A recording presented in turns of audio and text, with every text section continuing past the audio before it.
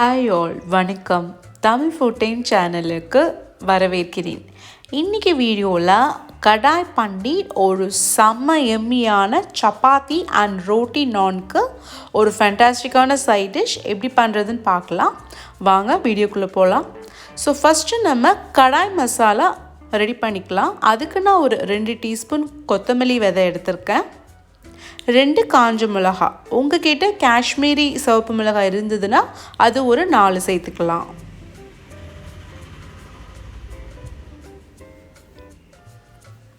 கிராம்பு ஒரு 4 சேர்த்துருக்கேன். ஏலக்காய் ஒரு 3 சேர்த்துருக்கேன். மிளகு 1 டீஸ்பூன், சோம்பு 1 டீஸ்பூன்,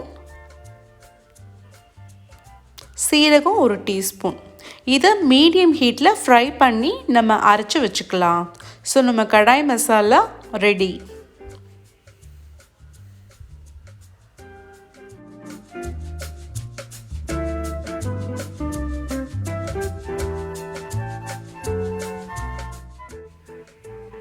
இப்போ இந்த கடாயில் 1 டீஸ்பூன் எண்ணெய் விட்டுக்கிறேன். இது நம்ம குழம்புக்கு தேவையான ஆனியன் டொமேட்டோ மசாலா தான் அரைச்சிக்க போகிறோம். 1 ஆனியன், இது நல்லா கொஞ்சம் லைட்டாக வதங்கினதுக்கப்புறம் 2 டொமேட்டோ,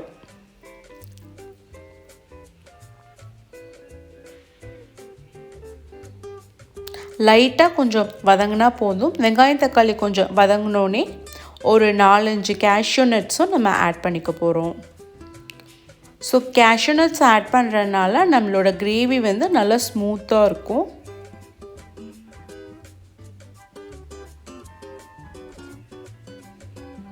இப்போ இந்த மசாலாவை ஆற வச்சு நம்ம எடுத்துக்கலாம். ஸோ இப்போ அதே கடாயில் ஒரு டேபிள் ஸ்பூன் எண்ணெய் விட்டுட்டு இந்த பன்னீரை நல்லா ஃப்ரை பண்ணி எடுத்துக்க போகிறேன்.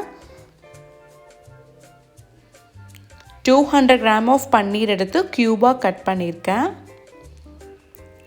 ஸோ ஃபஸ்ட்டு கடாய் மசாலா வறுத்து வச்சுக்கிட்டோம். செகண்ட் ஆனியன் டொமேட்டோ கேஷ்யூவும் வதக்கி அரைச்சி வச்சுக்கிட்டோம். இப்போ தேர்ட் ஸ்டெப்பில் பன்னீர் இந்த மாதிரி க்யூபாக கட் பண்ணி ஃப்ரை பண்ணி எடுத்து வச்சுக்கிறோம். இதை நம்ம கடைசியாக தான் ஆட் பண்ண போகிறோம் பன்னீரை.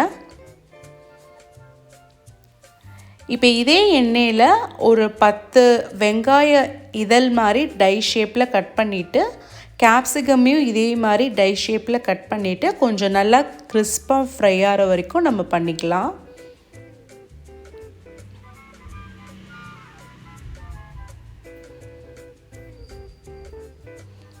ஸோ கடாய் பன்னீருக்கு இந்த ஆனியனும் கேப்சிகமும் இந்த ஷேப்பில் கட் பண்ணி நல்லா கிறிஸ்பாக ஃப்ரை பண்ணிக்கணும். இது மஸ்ட் ஸ்டெப்பு. ஸோ நல்லா உங்களுக்கு ஃப்ரை ஆனதுக்கப்புறம் 1 டீஸ்பூன் உப்பு, 1 டீஸ்பூன் மிளகாத்தூள், இது 2 ஆட் பண்ணியிருக்கேன். அப்புறம் ஒரு 1/2 டீஸ்பூன் மஞ்சள் தூள்.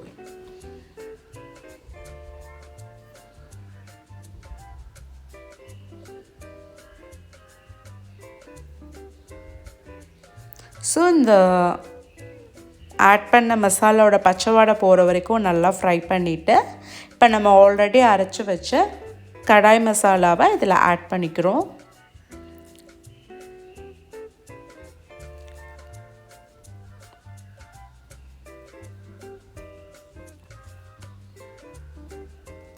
மசாலா நல்லா கொஞ்சம் கோட்டானதுக்கப்புறம் நம்ம அரைச்சி வச்ச வெங்காயம் தக்காளி முந்திரி விழுதையும் இதில் ஆட் பண்ணி கொஞ்சம் பச்சை வாடை போகிற வரைக்கும் நம்ம அப்படியே கொஞ்சம் வதக்கி எடுத்துக்கலாம்.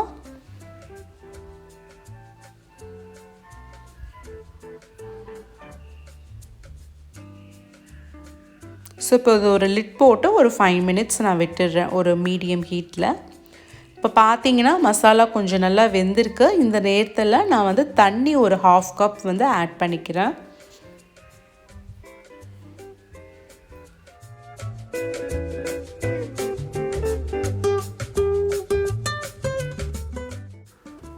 இப்போ ஒரு 5 மினிட்ஸ் நம்ம கொதிச்சதுக்கப்புறம் 2 டீஸ்பூன் கஸ்தூரி மெத்தி ஆட் பண்ணியிருக்கேன். அப்புறம் நம்ம ரோஸ்ட் பண்ணி வச்ச பன்னீரையும் ஆட் பண்ணி ஒரு 2 to 3 மினிட்ஸ் வந்து நம்ம வச்சுட்டு அதுக்கப்புறம் நம்ம கேஸ் ஆஃப் பண்ணிக்கலாம்.